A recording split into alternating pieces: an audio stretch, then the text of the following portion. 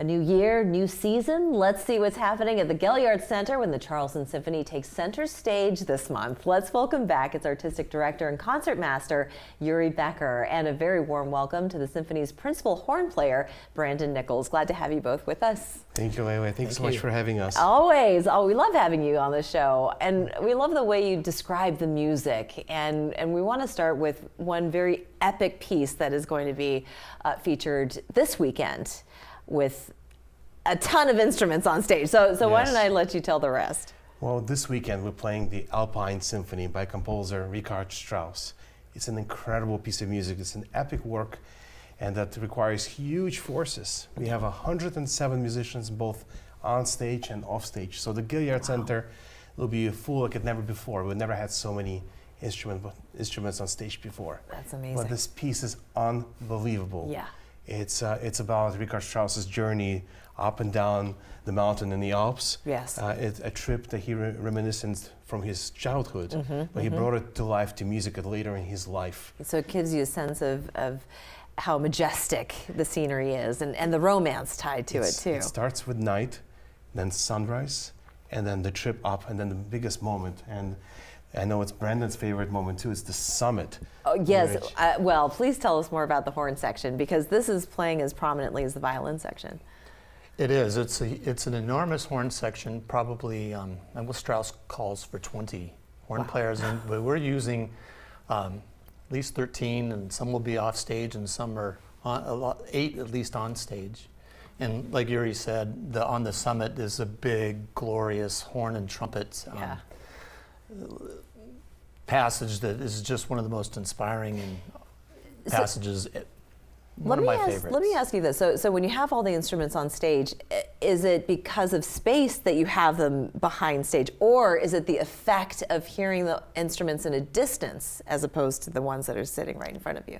Excellent question. That's exactly what the composer wanted, to have the distance to be to make an effect. Yes. And he's got the same for trombones, and we have several trumpets and percussion. Yeah, and typically when you think of the Alps and you think of the Ricola commercials and you hear the echoing of the horns, in the distance, that's sort of what I have in my imagination. Is that the effect that we were looking for? That's a lot of where that inspiration comes from, the Alp horn. Yes, yes. But we have an interesting instrument also played by the French horn players called the Wagner tuba, which is it's a large French horn. It looks very different. The bell faces out front, and it just gives a different color of sound, sort of representative of. Would you say it's a little more brassy, more brighter, well, I wouldn't really, more mellow? I would say it's a little more mellow and haunting type of sound. Okay, and then there's another instrument that I have to get to that most people haven't heard of, called the heckelphone. Heckelphone, and that's unusual. Sometimes it's replaced by a bass oboe when this piece is done. It's very unusual to have a heckelphone player, but there are just a handful of them in the world. But a funny story is that someone, a well-known professor, saw that we were performing Alpine Symphony and reached out to us.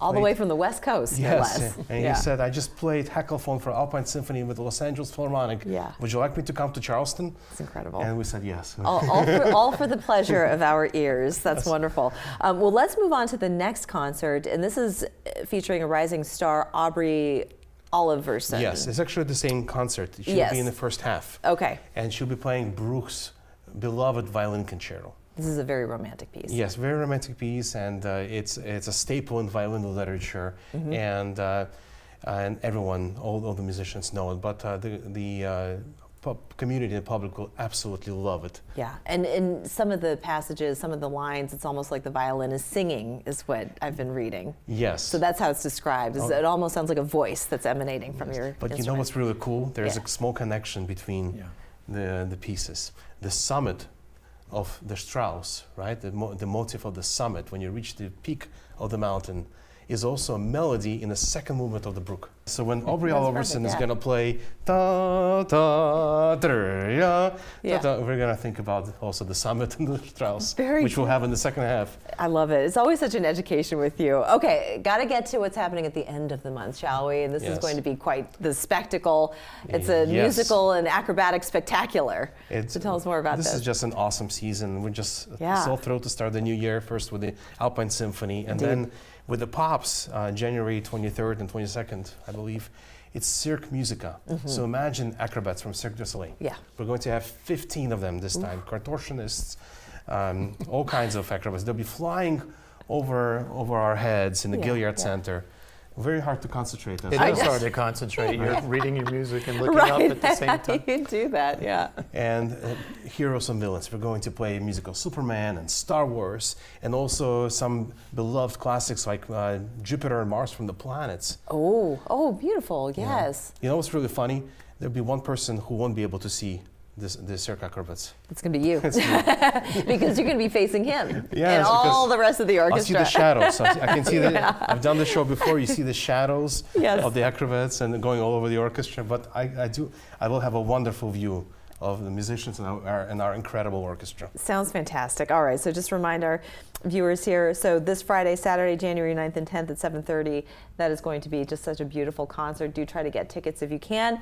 And then if you missed that one, you can always see the Pops at the end of the month with Cirque Musica. It sounds like so much fun. Gentlemen, thank you so much for joining us. Thank you so much, Lynn. Great to have Thank you with you. us. Thanks, Thank Brandon. you. Thank you. We'll be back after this.